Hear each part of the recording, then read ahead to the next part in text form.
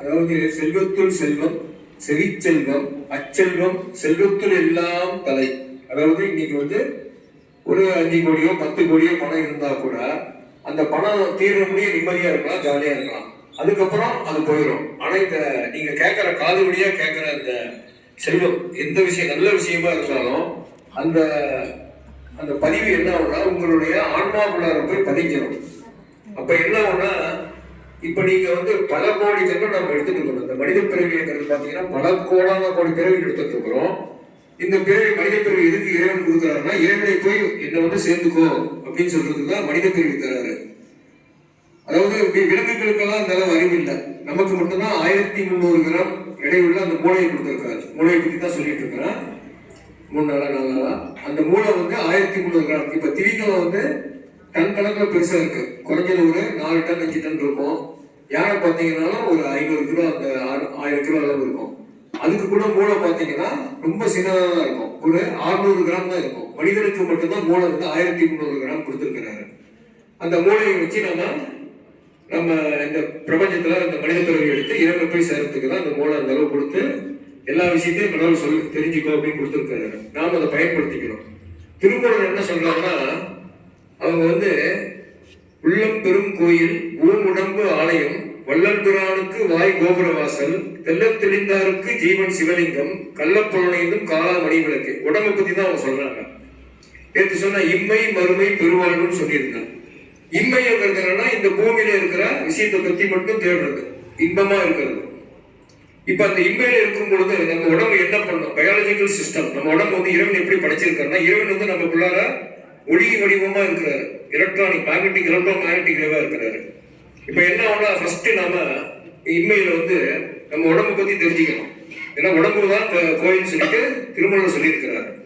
நம்ம ஆனா வெளியிலேயே தான் தேடிட்டு இருக்கோம். இந்த உடம்புக்குள்ளார பாத்தீங்கன்னா வள்ளலார் என்ன பண்ணாருன்னா ராமலிங்க வள்ளலார் வடலூர்ல அவர் உடம்பு தியானத்தின் மூலியமா அதிக தியானம் பண்ணி பண்ணி பண்ணி பல ஜென்மங்கள்ல பண்ணி ஒரு நிலைக்கு அடை போய் சேர்றாரு. அப்போ உடம்பு ஸ்கேன் பண்றாரு. ஸ்கேன் பண்ணும் பொழுது 6 ஆதார சக்கரம் இருக்கு உடம்புல. மூலாதாரம்ங்கிறது இந்த மோஷன் படத்துல இருக்குது. மூலாதாரம், சுவாதிக்கானம், அதுக்கு மேல மணிப்பூரகம், அதுக்கு மேல அநாதகம், அதுக்கு மேல விசுக்தி, அதுக்கு மேல ஆக்னி, சகசாரம், 6 சக்கரம் இருக்கு. இந்த 6 சக்கரத்தை பார்த்துதான் முருகனுடைய வடிவு அப்படின்னு சொல்லிட்டு அவர் கும்பிடுறாரு. அவர் உடம்புக்குள்ளாரே கும்பிடுறாரு. அதே மாதிரி இது நெஞ்சில பாத்தீங்கன்னா 6 லேயர் வாழ்வு இருக்கு. அதுவும் முருகனுடைய அம்சம். அதாவது நம்ம முன்னோர்கள் என்ன பண்ணியிருக்காங்கன்னா இது மாதிரி அவங்களுக்கு புரியுற மாதிரி நம்ம உடலையே இருக்கு அப்படின்னு சொன்னா ஜனங்க புரிஞ்சிக்க மாட்டாங்க. ஜனங்களுடைய அறிவுக்கு ஏற்ற மாதிரி உடம்புல இருக்கிற அந்த விஷயத்தையே வெளியில கோயிலா கட்டினாங்க. இது மாதிரி இருக்குது, அதை தெரிஞ்சுக்கிட்டு அப்புறமேட்டு நீங்க உள்ளார வாங்கன்னு சொல்றாங்க. அதுக்குதான் சொல்றாங்க. ஏன்னா மனம் பக்குவம் அடையாது. ஆன்மா ஒவ்வொரு பிறவிலையும் ஒவ்வொரு விஷயத்தை தான் தெரிஞ்சுக்க முடியும், எல்லாத்தையும் தெரிஞ்சுக்க முடியாது. அதுக்கோசரம் இந்த முறைப்பாடு இறை வழிபாடை கோயிலா கட்டி காமிச்சாங்க.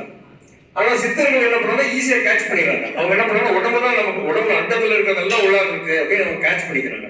ஆனா நம்ம மனிதர்கள் முடியாது, கேட்ச் பண்ண முடியாது. வெளியிலேயே நம்ம தெரியும், உள்ளாரையும் உடம்புலாரையே அது நிறைய விஷயம் இருப்பாரு. அப்ப இப்ப என்னன்னா இப்ப காலையில எந்திரிச்ச உடனே 3 மணியில இருந்து 3:20 இருந்து 5 மணி முடிய சகசார சக்கரம் இயங்கும்.